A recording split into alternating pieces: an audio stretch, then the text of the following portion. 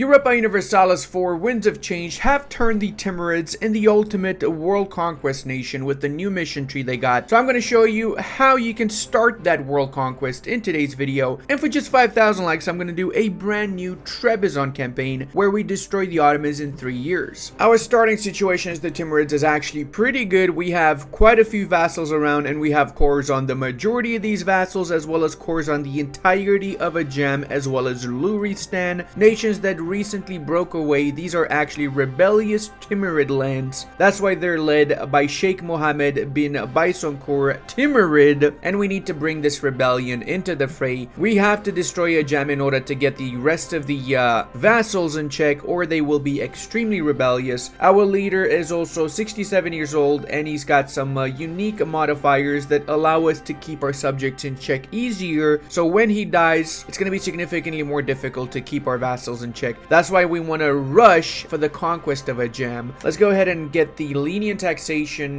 government interaction first, which offers 15% liberty desire and subjects reduction. We're also going to go over to our estates, and we start with a few unique new estates for the Timurids. We've got the supremacy of the Yasa, which gives some debuffs, including religious unity decrease and tolerance of the faith decrease. We get some reform progress and tax modifier decrease, but we get an army tradition decay minus 1% bonus, and we also get the patronage of the arts from day one. So we're gonna go to the amirs, and we're gonna give out the, you guessed it, strong duchies, which offers minus 10 liberty desire and subjects alongside 2 diplomatic relations. We're also gonna give out the increased levies for the nobility, supremacy over the crown, and just to double down on the army tradition bonuses, we're also gonna give the army tradition DK reduction from the amirs and officer corps, as well as the +1 mana privilege for all 3 of the estates. Now this is where the tricky bit comes in. Pay close attention here. We're gonna give religious diplomats before we give the +1 mana, of course. We're gonna give the rest of the privileges that we want for the other estates, actually, such as clerical education, merchant economic freedom. The national tax is really good as well. Interest per annum is great, and of course we're gonna be indebted to the merchants guild, so we get the 1% loans to have some money to start the campaign with, which is gonna help us out with getting Ajam and expanding around the surrounding areas afterwards. Did they just change the color of Fars? Hold on a sec. Wasn't this yellow before? When did they change the color of Fars again? Before we give the +1 mana privilege for the estate, we want to lower the subject's liberty a little bit more, so we're going to get royal marriages with all of our subjects. The Transoxianians, because they started the month disloyal, even though we managed to lower the liberty desire, we have to wait until 1 month has passed, so we're going to do the royal marriage with these guys on the 1st of December. Same situation with Fars, apparently. Rivals, we're going with the Mamluks, Ajam, and Ottomans, since Ajam's going to be our first target. We're also going to send a scornful insult actually to the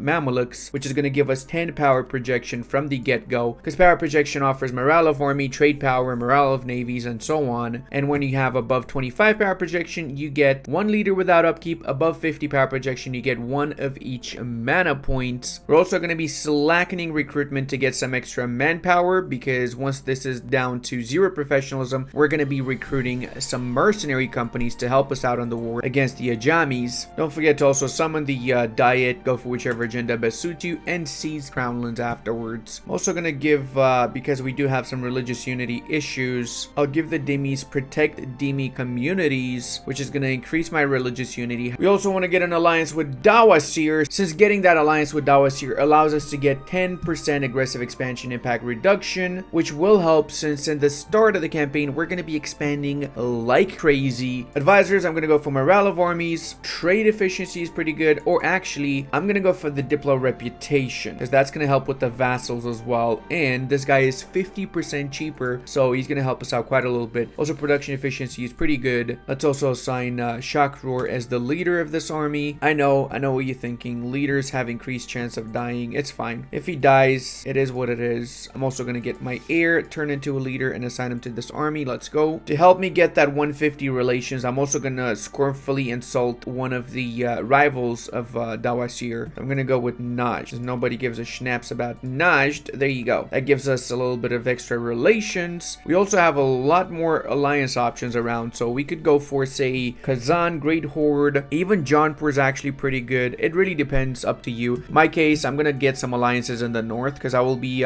starting a little bit of expansion in that area as well, and I'd like the Muscovites not to wipe out these guys before I get there. Plus, I can use them against Nogai, for example. I'm also going to get the Jampur alliance if I have the Diplo relation slots. I don't. It's fine. We can get Jampur afterwards. Oh, let's not forget to also adopt the title of Mia Khalifa, embrace the sex practices. Look at that. After getting the royal marriages and doing all the other things, we went down to 0 liberty desire from most of these nations. Now, once Shock Roar dies, they're going to be like around 50, maybe 55, maybe 60. So we could also either placate rulers, but that's going to cost us prestige, or we can develop their provinces. Every dev click is -5 liberty desire. So if you have enough mana points, you can just dev the schnapps out of these bad boys. All right, time to go for the war ski. Let's see which one of these has the highest development. That would probably be Tehran. Let's go. We can also do this mission. If we wait until we have double the size of Ajam's army, we get 10 extra power projection. So we're going to wait because we're going to get the double size once we've wiped out their army, which should be fairly easy to do. Also, let's make sure that everybody's going to be sieging down enemy provinces, and we're also going to be getting the divert trade from all of these subjects too. Send these guys a gift. That brings us up to 160, so we can go ahead and we can invite this guy, giving us significantly less aggressive expansion. Do a little bit of a quick Carpetica Siegicum, and whilst this war is going on, we're going to be improving relations with our subjects, as well as we're going to be getting a claim on Ladakh, the strategic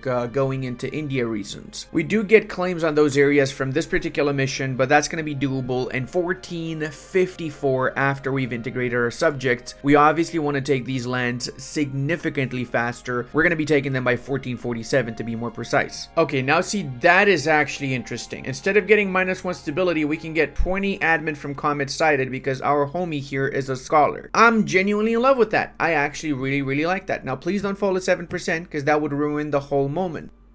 Bro, oh my god, dude, oh god, I hate this game. I freaking hate this game. Oh, the death of Muhammad Juki.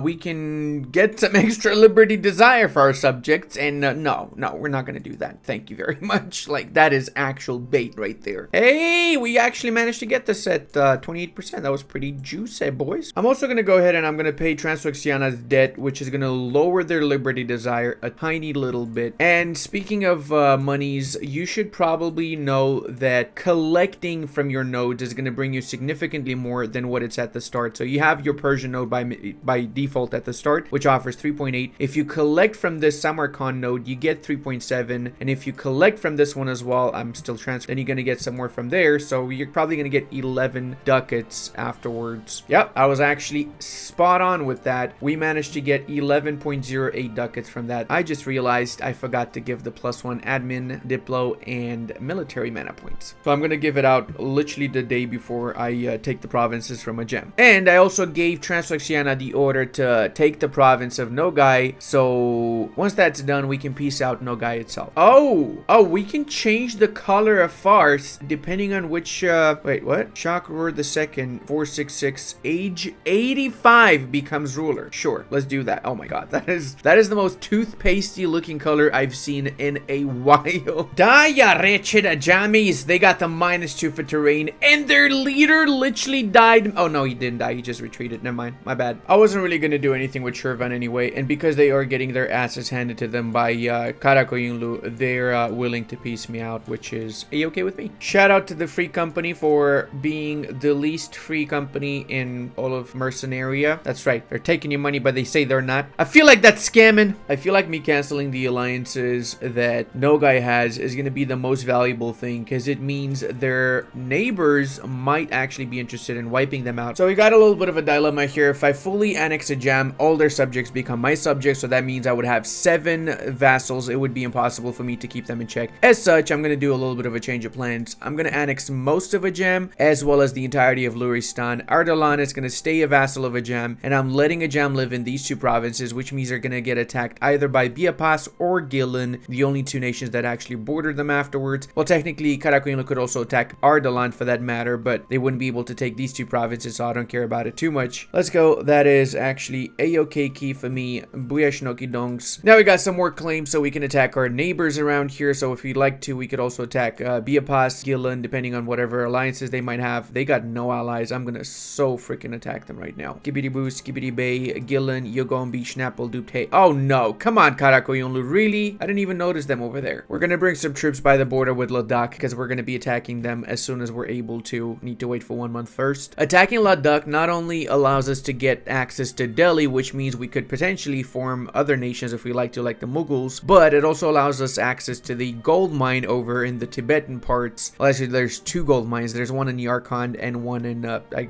guess, Guje or something like that.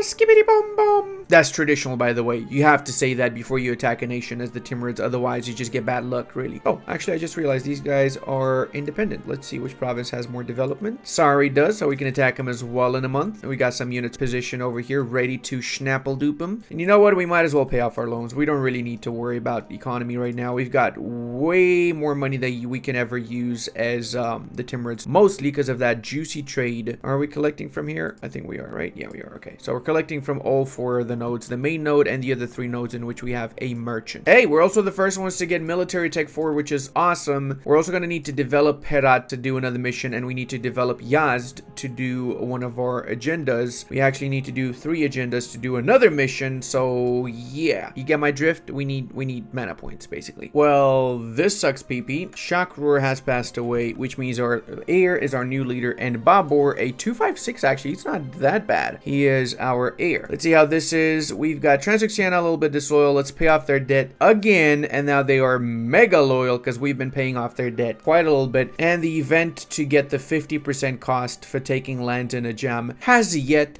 to trigger. Oh, bro, seriously, I couldn't have. Yeah. As I was talking about it. So this is technically supposed to trigger in the first year. It didn't trigger in the first year when I was doing my test trials. So because of that, I like to just attack a jam 11th of December. However, if you really want to be super efficient, waiting for the move to Isfahan is better, and it allows you to fully annex the entirety of a jam, including the last 3 provinces, which I couldn't annex. You would be able to annex with this. For me, that's useless right now because I still have the core on them, and they are 3 province minor essentially. So I don't care. So I'm just going to take the prestige hit. I don't want to waste my money on something that I don't need anymore. I know some of you might say, Ludi, that's not really very efficient of you. And sure, I guess from a certain perspective, that is really not that efficient. I agree. Don't forget to get the royal marriages again with your subjects once Shakrur has passed away. So you get the -5 liberty desire from each of them. Ooh, Ladakh has unconditionality. Oh, did the Ottomans just attack someone? I think they did. Oh no, Athens. That means it's GG's for the Byzantines, boys. Dulkadir is getting attacked by both the Karamenes and the Mamluks, and if the Mamluks manage to get this, they're gonna have a direct border with the Ottomans, who are also allied to Akoyunlu and Tunis. So there's basically a little bit of a sandwich situation going on in the Middle East right now, and I think the cream is made out of Mamluk juice. Don't ask me how you make that though. Okay, we can do fresh blood too, since we recruited a few more units, and that also gave us a level 2 advisor, 60% cheaper. Don't mind if I do. Thank you very much. You know what? Respect to Biapas and Hisn Kaifa. They're actually holding their own against Karakoyunlu and Mushasha, which is kind of surprising. They've got only 7,000 with another nothing. That's a 7,000 against 17. You can also do the reforms here, military reforms, which is going to give us another advisor, and we can get Tajik recruits as well as Shagatai elite if we've got some more battles won and we have some barracks built around our nation. Oh, what? Sirhind White Peace Delhi. That is interesting. I don't think I've ever seen that in any of my games, which is kind of bad actually, because that means I have to get a separate claim on Delhi, don't I? All right, boys, this one's for Africa, and by Africa I really just mean North India, Kashmir to be more precise. I was gonna attack Baluchistan, but considering that Sirhind's got basically no allies, I'm gonna be attacking Sirhind. Thank you very much. Gotta bring the rest of the units because they got 14,000, and I have it on good authority that they start with a pretty decent general, right? Oh, Ottomans started their reconquest in Albania. Okay, looks to me like the Ottomans are just basically raffle stomping through the entirety of the Balkans, which means I need to up my game because we want to be taking them on ASAP, right? After all, the sooner you get rid of the Ottomans, the easier it's going to do your world conquest. That's why after this war with Lahore, we're going to be attacking Karakoyunlu to get closer to the Ottomans themselves. I just realized, did I just say war with Lahore? Or did I say say with Sirhind, because I'm in with Sirhind. Yeah, no, I'm pretty sure I said with Sirhind, right? Why would I say with Lahore? Kind of like I have the early onset of Alzheimer's, which wouldn't be surprising because a lot of my grandparents had it. Like 3 out of 4 grandparents had it. So because Jaunpur has an interest in these provinces in the north, I'm going to try and take as few of those provinces as possible. I'm going to go like this. It's going to be a little bit of a potential coalition, but I'd highly doubt that they're actually going to be going in that coalition against me. More importantly, though, by taking that, we get Lahore or Doaba. But technically, we get both Lahore and Doaba, so we just need Delhi itself to form the Mughals, if that's the path we want to go down, of course. Haven't obviously decided yet, but it's probably going to be the one. I'm also taking Chura, so I have access easily to Bangladesh and also to Mewar afterwards, not just to Delhi itself. And we also have access to Surmur, which has no alliances right now. Now my attention is done with the eastern parts. I'm going to start focusing on the west properly because we got to wipe out the Karakoyunlus and get a stable border with the Ottoman Empire, which is likely going to be eating up Akoyunlu anytime now. We've also been getting quite a few rebels, and more precisely, we've been getting separatists. So we're going to be attacking Karakoyunlu after we've integrated our subjects, so we don't have any more issues with manpower and everything else that goes alongside it. Now, here's a little bit of a dilemma, as I would say. How are you going to integrate your vassals? Well, first off, you need to give out the privileged nobility integration policy so you don't get the -3 Diplo reputation after you've integrated your vassals. Fortunately, I actually forgot to give the +1 mana privilege a while back, so we're going to give that privilege right now. That means some of these bad boys are going to be disloyal, so we're going to stop diverting trade from them as consequence temporarily. We're going to give it back after a month, and we're going to integrate Transoxiana and Fars, which are the 2 biggest ones first, and then the next month we're going to integrate Khorasan and Afghanistan. I also started with Sistan because Sistan is going to take a little bit of time. We do not have cores on Sistan. We have cores on everybody else except them, so I want to start this as soon as possible so I can make it a little bit quicker. I know that Transoxiana also has cores on Uzbekistan. However, I'm not going to use them. I'm just going to integrate them right now, because if I was to attack and get the cores, it would not be an instant integration of Khorasan. I would have to wait for a little bit longer to integrate Transoxiana, not Khorasan. However, I will be taking one province, and I will be releasing my future vassal of Kazakh, which is afterwards going to basically have cores on all of Uzbek and parts of Nogai, so I can integrate them later down the line after I fed them back their cores. I need the early Transoxianian lands to just get super strong early in the campaign, strength which the sooner you get, the sooner you can start blobbing out and expanding in all freaking directions. Alright, so we got these 2 bad boys in. Now let's go ahead and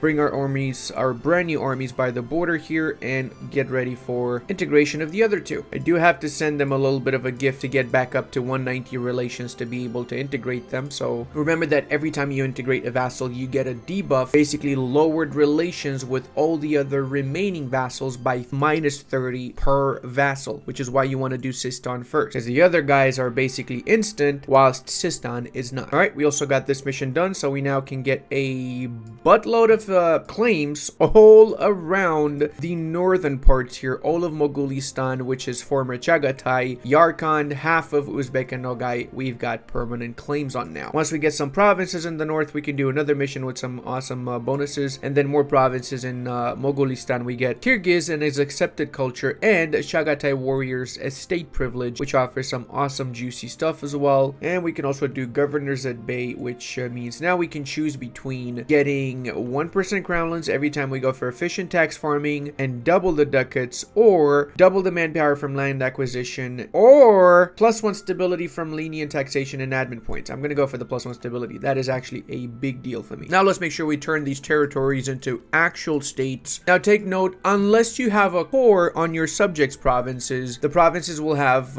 60 autonomy by default once you've integrated a personal union or a vassal or anything of the sorts. Because we have cores on all of these vassals' lands, we get whatever autonomy they had before, so we don't get the 60 autonomy minimum. Let's see how much Sistan loves us after integrating the other guys. We're down to 125 relations. Yeah, that's why I do Sistan first, boys. Okay, this has to be one of my favorite insults. May your sky be filled with comets. Definitely, Mamluks. May your sky have a buttload of them. Problem now is that we don't have the +2 Diplo relations from the strong duchies anymore because we don't have any more subjects, but not to worry, we will be getting subjects soon enough. Now, for Sistan, as I said before, we do have to lower the autonomy since it is now at 60 everywhere, and we can do a few more missions. Secure the east, which has given us a buttload of permanent claims all over Sirhind, Delhi, and Baluchistan, which is going to be another target we're going to have in a few moments. province. We need one more province in this area, and then we can do punishment of Delhi, which is going to give -10 core creation cost and 5% admin efficiency. But we're not going to be able to form the Mughals anymore. And if we form any other nation, then we cannot get this bonus. We have to stay as the Timurids. Not to worry though, once we do the Timurid Empire mission, we get some more juicy stuff, and our name is going to change to Gurkhani, and we get another -10 core creation cost, which is huge because imagine we're getting this in the first 15 years of the campaign. I already have the prerequisites for this. I just need to recruit some more units, and then I'm going to have every single province I take 10% cheaper, and then another 10% cheaper, 20% cheaper, and 5% admin efficiency, all attainable super fast. I mean, Delhi is allied to Multan. That is literally a free kill right there. I'm also going to get some alliances now that I've got 2 more Diplo relation slots empty. Let's say Jaunpur, maybe Bahmanis, or maybe Gujarat is not a bad idea too. Warski number 1 ski. Let's go ski. Gonna get a new general here. Maybe we get a nice siege pip. No, we didn't, but it's fine. Because this army I'm going to use to actually chase down the enemy armies. I genuinely hate Dawasir right now. I don't see why they would even want to occupy these provinces. Like, come on, dude. You cannot even take the schnapps for yourself. Are you actually kidding me right now? Bruh. They're literally cucking me. Now I have to wait until they peace out separately to take Baghdad. Sadly, Jaunpur also took advantage, and they got a couple of the provinces in Delhi, so I guess I'm going to have to give these over to Jaunpur in the peace deal now. Not really sure I want to do that, but I kind of also want to keep Jaunpur as an ally, so probably I do need to do that. I would get one favor, so it's not the end of the world, really. Bro, I don't get this. When the hell did Mushasha take over Bahrain out of all places from Hassa? I was wondering why it doesn't say they're gonna get fully annexed, and I was looking all over the map for like freaking 20 minutes. I'm not even joking. I was like, what the hell is this, man? Why does it not say it's not fully annexed? And then I realized afterwards that they still have one province in Bahrain.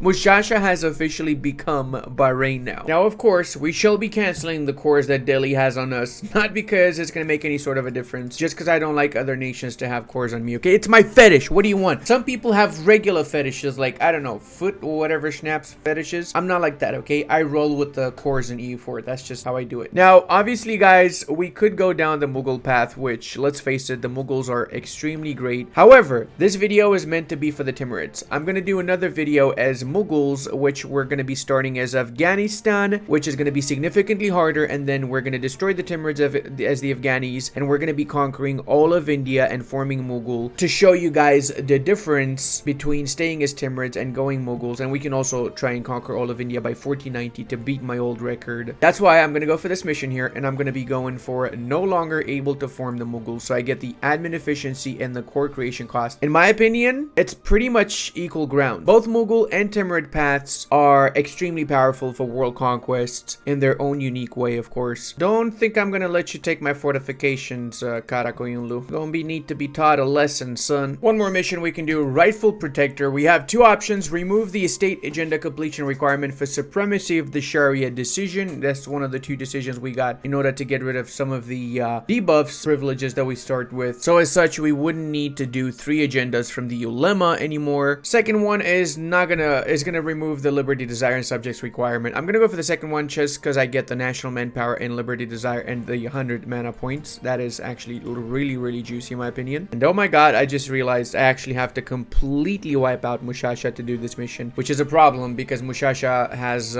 5 ships. I got nothing. I got 3 from the vassals I integrated. We're gonna need to build a fleet then. Go boys, time to be barking around here. I'm not saying that this is pretty much border gore, but this is pretty much border gore, okay? We're taking this for strategic isolating their capital reasons. That way, they might change the capital from Tabriz, and if they don't change, that's fine. I don't care. I just want to make it harder for them to exist. That's right. I'm an asshole. You got a problem with that? Oh my god, 126 over. That is an issue there. Let's concentrate a little bit. And even after concentrating, that is still an issue. Looks like we're gonna have to be taking the Chilean pill here. What? Oh, it's not that okay, I get it. So we can just do this mission if we win a war against Mushasha. We don't need to wipe them out completely, but we do need certain provinces that we took from Karakoyunlu now, so we can do this mission, which is gonna give us average monarch lifespan plus 15%. And we can also do reconquest of Mazandaran, which is gonna give some money and a few other claims around. So I got permanent claims on all those lands. I should probably cancel the cores and recore again because it's gonna be a little little bit cheaper now, right? Because remember, claims and permanent claims lower the cost of creating cores. Hey, on the bright side, we can kill off all these rebels now since they're spawning, and we never need to worry about them afterwards whilst we're continuing our expansion. You know what I think? I think it's worth for me to recruit the independent company. That way we're close to 100,000 units. We just need a few more units recruited, and we can do the forming of the new country. So go ahead and take a loan and get the free company also. So now we can do the Timurid Empire, rename the country to Gurkhani, and until the end of the Age of Discovery, we get minus 10 core creation cost and siege ability increase. Plus, we have 2 new branching missions. Look at that. The first one is the Nomad mission tree. The second one is the Persian mission tree. So if you want to go down the Nomad path, that is the path you want to take for World Conquest. If you're going down the Persian path, that is the path towards Chilium Maximum, Playing Tolium, and Economicus Maximus. I'm pretty sure everybody understood that, right? One of the best parts about the Nomad path is that after we do conquest of Hindustan, which requires we get just 10 more provinces in the north of India, we're going to get the ability to raise provinces, but we get 50% less raising power gain compared to regular hordes. We also can get artillery combat ability until the end of the game plus 5%, cav combat ability and reinforcement cost again until the end of the game, and then even more infantry combat ability to go down the same path, plus 5 permanent power projection. A few other permanent bonuses here for our air consort ruler, and until the Age of Reformation some goodies as well. Best part, producing a war chest is going to give looting speed and war score from battle modifier plus 10%, and the Horseman of the Apocalypse gives cav combat ability, flanking ability, and improves the amirs and the officer corps privilege. On the other hand, the Persian path, expand fortification privilege gets an upgrade, reduce trade penalty on non-main trade note plus 33%, so we essentially will become a massive trade conglomerate. We also get the Soyurgal special subject if we go down the Persian path, and we get a buttload of money from production of silk. Also, we can get development costs in primary culture minus 20%, construction costs and time from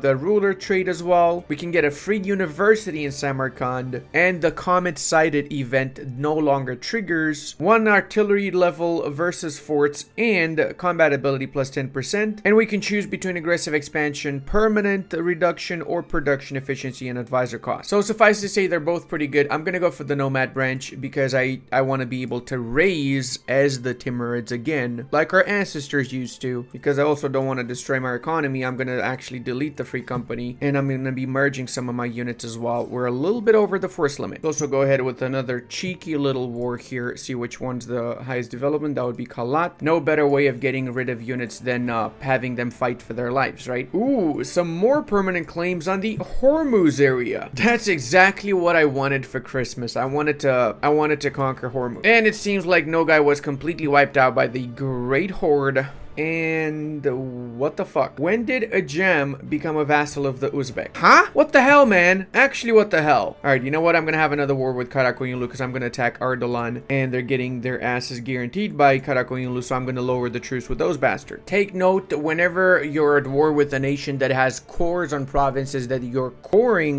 currently, the progress is gonna stop. So the cores we're trying to get on the provinces we took from Karakoyunlu a few moments ago, they stopped. We have to make peace with them before they continue to core up. So after the capital is done, I'm just gonna take money and I'm gonna be out of this schnappeldoop. Actually, can I just take a little bit? No, not even a little bit. Wow. No, I'm gonna take the capital. I want some monies to pay off that one loan I got. 1,200 days. That's because prior to me attacking this, it was getting sieged by rebels, which Karakoyunlu could not even access. So that's pretty much why. All right, there you go. That is a juicy, and we can of course pay off that one loan now. You know, I just realized I should have gone for the core creation cost bonus from the mission, because I'm gonna be taking this quite a little bit, since now I got minus 25 core creation cost and plus 5 admin efficiency, so it is going to be insanely freaking cheap to core everything up. Let's go ahead and attack these bastards up next. I'm going to have to cancel the alliance that Great Horde has with them, so I'm going to have to make peace first with Baluchistan. Luckily for us, looks like we just got the fortification, so give me all your money, bro.